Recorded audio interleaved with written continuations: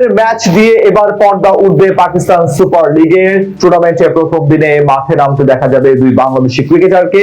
একদিন বিরতি দিয়ে মাঠে নামতে দেখা যাবে আরো দুই টাইগার তারকাকে। পিএসএল এর সূচিতে প্রায় প্রতিদিনই থাকবে কোনো না কোনো বাংলাদেশের খেলা। প্রায় এক মাস অনুষ্ঠিত হবে 44টি ম্যাচ। সেখান থেকে পিএসএল এর এবার আসরে কোন কোন দিন কোন কোন বাংলাদেশি ক্রিকেটারের খেলা রয়েছে এবং পূর্ণাঙ্গ সূচি নিয়ে বিস্তারিত জানবো এই প্রতিবেদন থেকে। প্রথমবারের মতো এবার পাকিস্তান সুপার লিগে দেখা যাবে একসাথে চারজন বাংলাদেশি ক্রিকেটারকে। দিন দিন ফ্র্যাঞ্চাইজি টুর্নামেন্টে বাংলাদেশি ক্রিকেটারদের যে কদর বাড়ছে তার সবচেয়ে বড় উদাহরণ হয়তো এটি। সবচেয়ে বড় কথা হলো এবার পিএসএল এর প্রায় প্রতিদিনই কোনো না কোনো বাংলাদেশি ক্রিকেটারের খেলা রয়েছে। টুর্নামেন্টের শুরুটাই হবে টাইগার দুই তারকা মোস্তাফিজুর রহমান এবং পারভেজ হোসেন ইমনের ম্যাচ দিয়ে।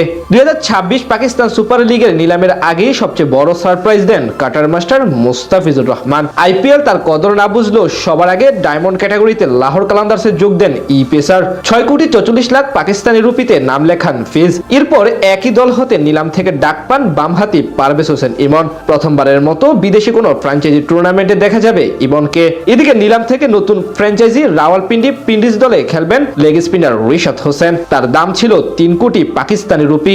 আর গেলবারের মতো এবারও পেশোয়ার জালমিতে খেলবেন স্পিরিস্টার নাহিদ রানা।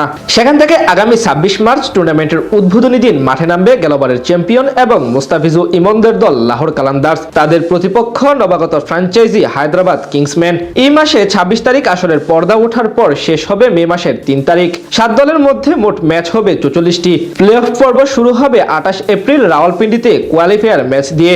29 এপ্রিল লাহোরে হবে এলিমিনেটর প্রথম ম্যাচ। আর 1 মে একই ভেন্যুতে হবে এলিমিনেটর দ্বিতীয় ম্যাচ। সবশেষ 3 মে লাহোর গাদ্দাফি স্টেডিয়ামে অনুষ্ঠিত হবে ফাইনাল। টুর্নামেন্টের তৃতীয় ম্যাচ অর্থাৎ 28 মার্চ মুখোমুখি হবেন দুই বাংলাদেশি তারকা নাহিদ রানা এবং রিশাদ হোসেন, অর্থাৎ পেশোয়ারের প্রতিপক্ষ নতুন দল রাওয়ালপিন্ডি পিন্ডিজ। মুস্তাফিজদের দ্বিতীয় ম্যাচ 29 তারিখ করাচি কিংসের সাথে। 31 মার্চ থেকে রাওয়ালপিন্ডিতে শুরু হবে দ্বিতীয় ধাপের ম্যাচ, যেখানে ইসলামাবাদ ইউনাইটেড, পেশোয়ার জালমি ও রাওয়ালপিন্ডি পিন্ডিজ নিজেদের মধ্যে ম্যাচ খেলবে। এপ্রিলের শুরুতে মুলতানে অনুষ্ঠিত হবে কয়েকটি গুরুত্বপূর্ণ ম্যাচ, যেখানে মুলতান সুলতান একাধিক হোম ম্যাচ খেলবে। 8 এপ্রিল থেকে করাচি ও ফয়সালাবাদে শুরু হবে পরবর্তী পর্ব। এই সময় করাচি কিংস, পেশোয়ার জালমি, লাহোর কালান্দার্স ও হায়দ্রাবাদ কিংসম্যানের মধ্যে বেশ কয়েকটি গুরুত্বপূর্ণ ম্যাচ রয়েছে। 11 এপ্রিল মুস্তাফিজদের প্রতিপক্ষ নাহিদ রানার পেশোয়ার জালমি। 15 এপ্রিল থেকে আবার ফয়সালাবাদে ম্যাচ অনুষ্ঠিত হবে। 18 এপ্রিল মুস্তাফিজদের ম্যাচ রিশাদদের বিপক্ষে। এরপর 19 এপ্রিল থেকে লাহোর ও রাওয়ালপিন্ডিতে ফিরবে লিগ পর্বের খেলা। লিগ পর্বের শেষ ম্যাচ অনুষ্ঠিত হবে 26 এপ্রিল, যেখানে ইসলামাবাদ ইউনাইটেড মুখোমুখি হবে মুলতান সুলতানের বিপক্ষে। সবগুলো ভেন্যুর মধ্যে লাহোরে সর্বোচ্চ 15, রাওয়ালপিন্ডিতে 11 ও ফয়সালাবাদে 7টি ম্যাচ আয়োজন করবে।